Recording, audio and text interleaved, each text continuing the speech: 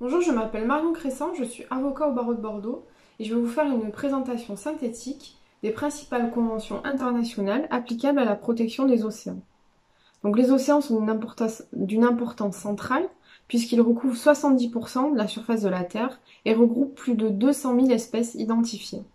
Or, ce milieu est gravement impacté par la pression anthropique et cette pression anthropique a notamment beaucoup augmenté au cours du XXe siècle. En effet, le développement de la pêche, la pollution industrielle, le développement de l'aquaculture, l'exploitation des sous-sols ou encore les changements climatiques ont conduit à une dégradation de ce milieu. La prise de conscience de ces atteintes a conduit au développement de ce qui a pu être appelé une protection internationale des océans.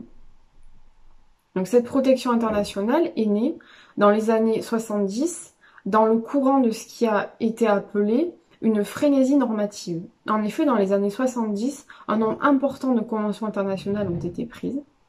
Et c'est dans ce cadre que sont nées la Convention des Nations Unies sur le droit de la mer et la Convention sur la diversité biologique.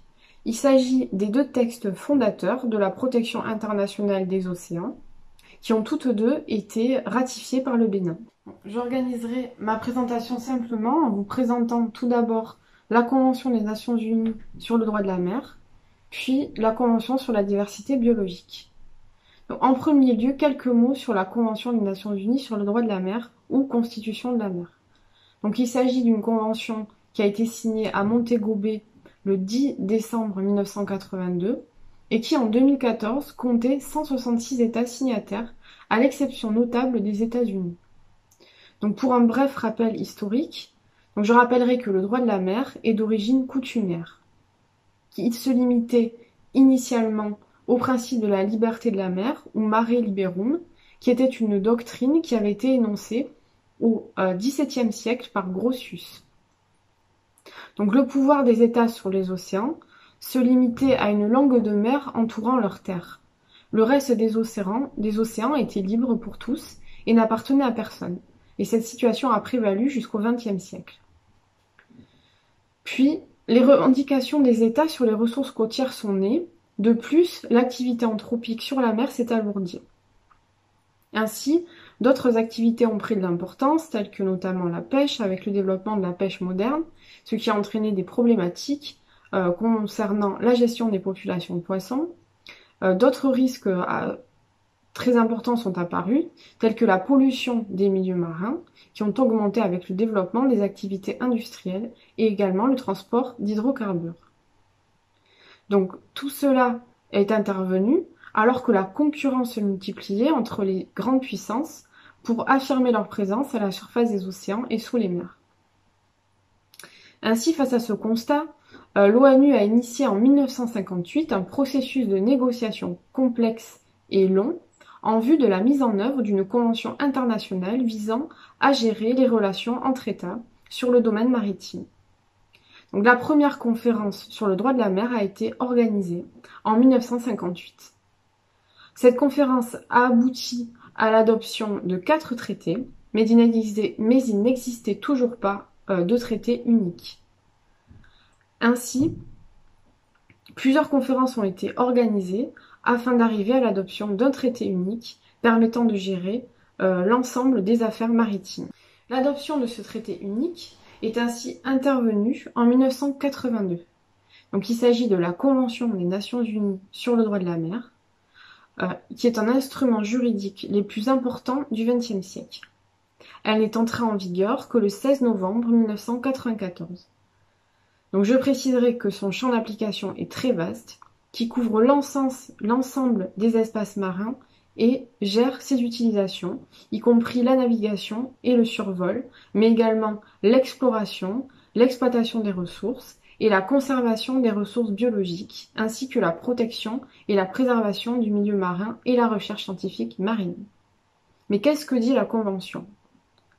Donc cette Convention définit juridiquement les espaces maritimes et consacre les droits et devoirs des États dans ces espaces.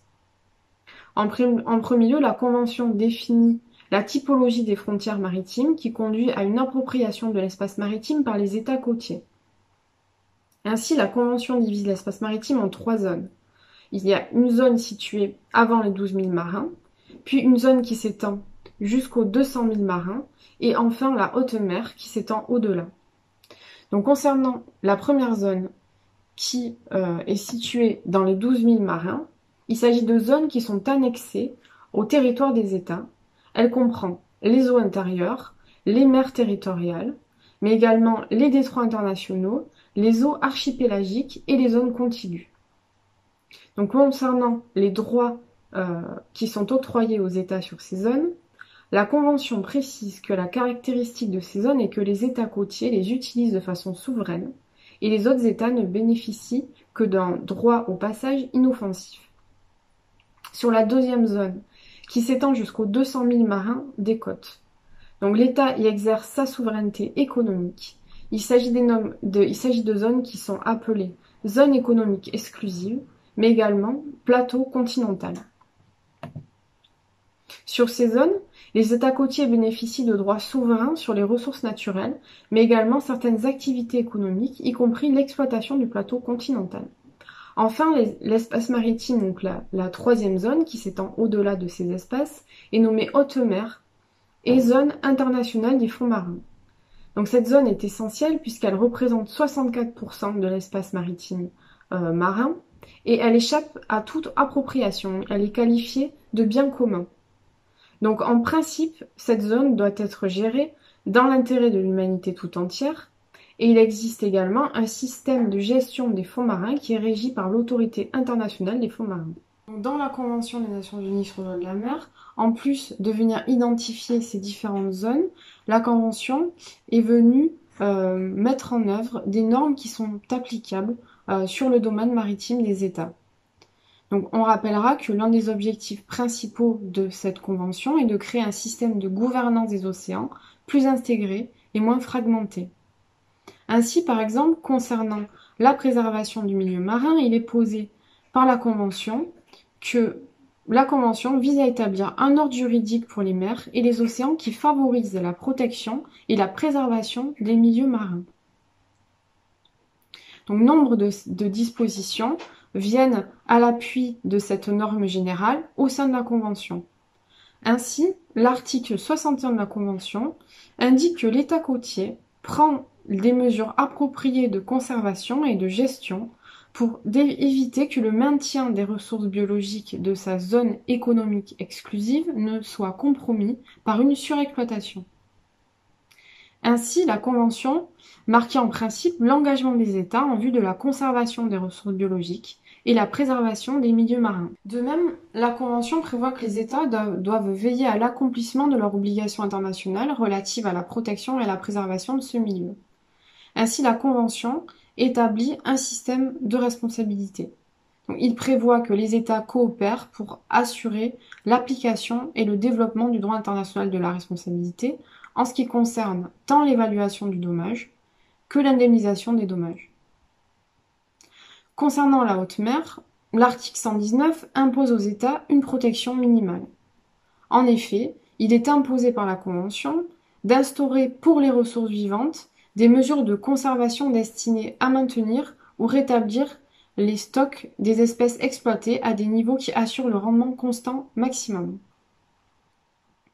De même, comme on l'a déjà dit, l'article 145 confère à l'Autorité internationale des fonds marins la responsabilité de la gestion de ces fonds. De plus, concernant les changements climatiques, donc cette convention ne s'intéresse pas spécifiquement à cette question. Cependant, on peut estimer que certaines dispositions, comme la partie 7, pourraient s'appliquer également à cette problématique.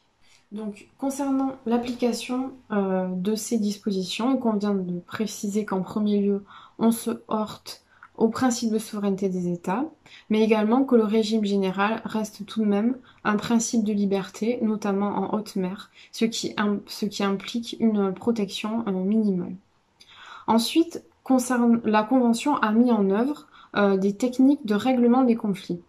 Donc ainsi, pour gérer les différents conflits concernant l'application ou l'interprétation de la Convention, il a été mis en place un tribunal international du droit de la mer, donc qui est établi à Hambourg.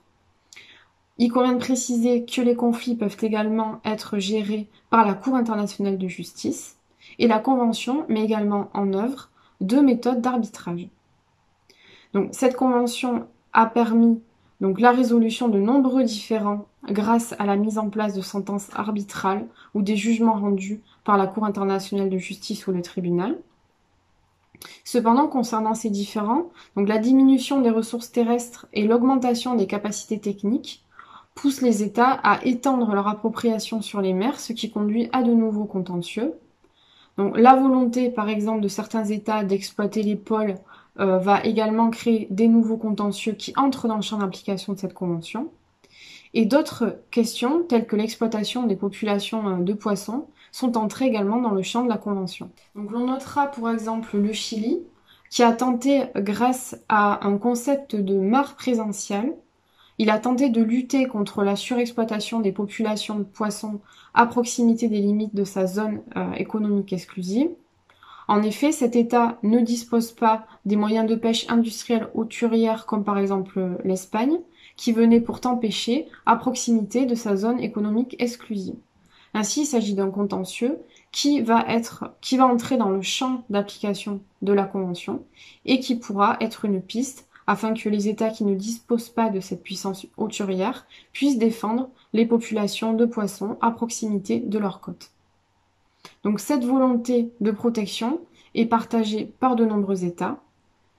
Donc il existe en effet une concurrence très importante entre les États côtiers et les États disposant d'une puissance de pêche importante et industrielle.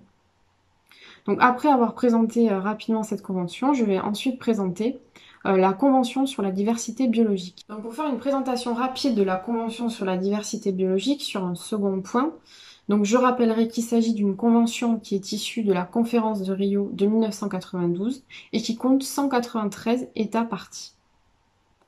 Donc la Convention sur la diversité biologique est un traité international juridiquement contraignant qui a principalement 3 objectifs. La conservation de la diversité biologique, son utilisation durable et le partage juste et équitable des avantages découlant de l'utilisation de ces ressources génétiques. La Convention sur la diversité biologique vise tous les niveaux de la diversité biologique, ainsi les écosystèmes, les espèces, mais également les ressources génétiques. En fait, elle est très large et elle vise tous les domaines possibles qui sont directement ou indirectement liés à la diversité biologique et son rôle en matière de développement allant de la science à la biotechnologie, la politique, l'enseignement à l'agriculture, le monde des affaires, la culture et bien plus encore. L'organe directeur de cette convention sur la diversité biologique est la Conférence des parties, qui est composée de l'ensemble des gouvernements qui ont ratifié le traité, et ils se réunissent tous les 2 ans. Donc sur la mise en œuvre de cette convention, donc je rappellerai que l'outil principal de mise en œuvre de la convention au niveau national sont les stratégies et plans nationaux, ou SPANB. Pour un autre exemple d'outils utilisés par cette convention, il y a le paquet biodiversité qui a été adopté en 2010. En effet, en 2010 à Nagoya, les parties à la Convention sur la diversité biologique ont adopté un plan stratégique 2011-2020 pour la diversité biologique. Le plan stratégique de Nagoya est un cadre d'action décennal de l'ensemble des parties prenantes à la Convention qui vise à sauvegarder la diversité biologique et de préserver les avantages qu'elle fournit aux populations du monde. Donc dans ce cadre ont été établis les objectifs d'Aichi. Ils sont au nombre de 20 et il était prévu que leur réalisation intervienne à l'horizon 2020. Il s'agissait donc de réduire au moins de moitié la perte d'habitat naturel ou de s'approcher de zéro si cela s'avérait possible. Il était également prévu un objectif de sauvegarde de la biodiversité pour 17% des zones terrestres et des eaux continentales et pour 10% des zones marines et côtières. Enfin, l'objectif 6 prévoyait quant à lui que d'ici 2020, tous les stocks de poissons et d'invertébrés et plantes aquatiques soient gérés et récoltés de manière durable en appliquant des approches fondées sur les écosystèmes. Pour aller plus loin, il faut préciser que la protection des milieux maritimes fait également l'objet d'une protection par le biais des objectifs de développement durable. Ce sont des objectifs qui ont été adoptés fin 2015 par l'ensemble des États réunis au sein de l'ONU. Donc, il existe une forte convergence entre les objectifs d'Aichi et les objectifs de développement durable. Donc pour présenter rapidement les ODD, il s'agit de 17 objectifs qui forment le cœur de l'agenda 2030 établi par l'ONU. L'ensemble des objectifs constitue un tableau de bord partagé par tous les pays afin de piloter une transition à la fois économique, sociétale et environnementale. L'objectif de développement durable numéro 14 rejoint l'objectif d'Aichi numéro 6 et prévoit précisément pour les océans une conservation et une exploitation durable des océans, mais également des ressources marines aux fins de l'accomplissement d'un développement durable. Mais qu'en est-il de la réalisation de ces objectifs? Donc déjà, le bilan réalisé à mi-parcours en 2015 concernant la réalisation des objectifs d'Aichi était largement négatif. Donc qu'en est-il de la réalisation de ces objectifs? Donc déjà, dans le bilan réalisé à mi-parcours en 2015 sur la réalisation des objectifs d'Aichi, donc il était précisé que les espèces se rapprochent de l'extinction. Il était déjà rappelé qu'un tiers des stocks de poissons marins fait l'objet d'une surpêche, mais également que les auteurs chiffraient alors à 23,7% les espèces menacées d'extinction si les facteurs de perte de biodiversité ne sont pas réduits de manière drastique. Les auteurs donc, de ce bilan à mi-parcours rappelaient que la diversité génétique des plantes cultivées, des animaux d'élevage et domestiques et des espèces sauvages apparentées continue de s'éroder. Or, ce constat donc très négatif à mi-parcours a été confirmé par le bilan final en 2020. En effet, le bilan de mise en œuvre des objectifs d'Aichi a été publié dans un rapport en 2020 et Elisabeth Maruma Rena, donc la secrétaire exécutive de la Convention des Nations Unies sur la biodiversité, explique que l'humanité se trouve à la croisée des chemins en ce qui concerne l'héritage que nous souhaitons laisser aux générations futures. Donc il s'agit donc de dire que le bilan en fait est catastrophique et qu'un changement de cap doit être engagé de toute urgence pour sauver la planète. Donc ce document établit un état mondial de la nature qui doit servir de base scientifique à un nouveau cadre qui va être établi dans le cadre de cette convention sur la biodiversité. Donc le cadre mondial de la biodiversité pour la période post-2020 doit être adopté lors de la COP 15 à Kunming en Chine en mai 2021. Il conviendra donc de suivre de près la réalisation des objectifs de développement durable et des nouveaux objectifs qui remplaceront les objectifs d'Aichi. Il conviendra de préciser que la conférence des Nations Unies qui devait se tenir du 2 au 6 juin 2020 à Lisbonne au Portugal a été reportée au regard du contexte sanitaire actuel. De la même façon, le Congrès mondial de la nature de l'IUCN devrait se dérouler en janvier 2021 à Marseille. Donc, en guise de conclusion, j'évoquerai de façon non exhaustive l'application de ces conventions par le Bénin. Donc le Bénin est parti à la Convention des Nations Unies sur le droit de la mer et à la Convention sur la diversité biologique. Donc je préciserai que le Bénin est parti à d'autres conventions internationales qui pourraient intéresser la protection des océans.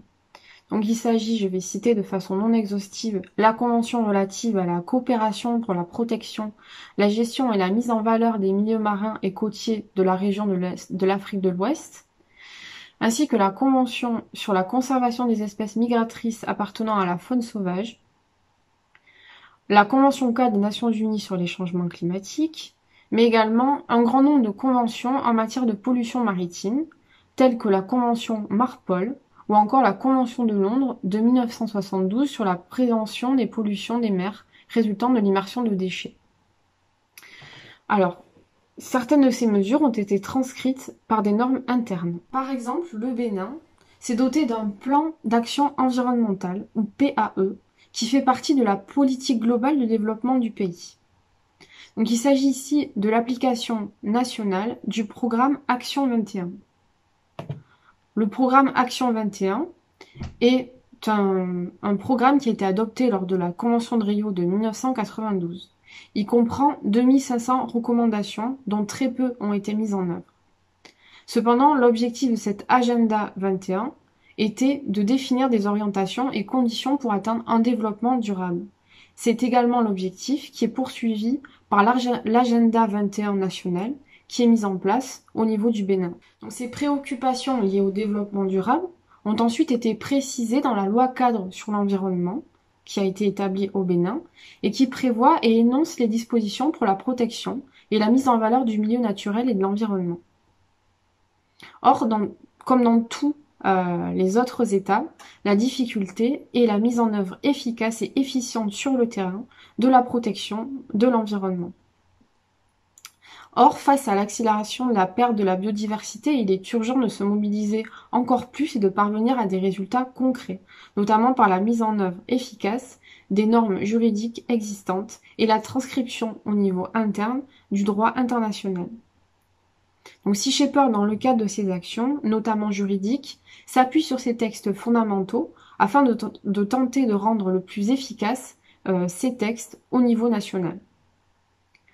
Pour une action plus concrète, Sea Shepherd, avec ses propres moyens et la mobilisation de centaines de bénévoles, œuvre concrètement sur le terrain afin d'alerter et d'agir en faveur de la protection des océans et de leurs écosystèmes. Je vous remercie de votre attention.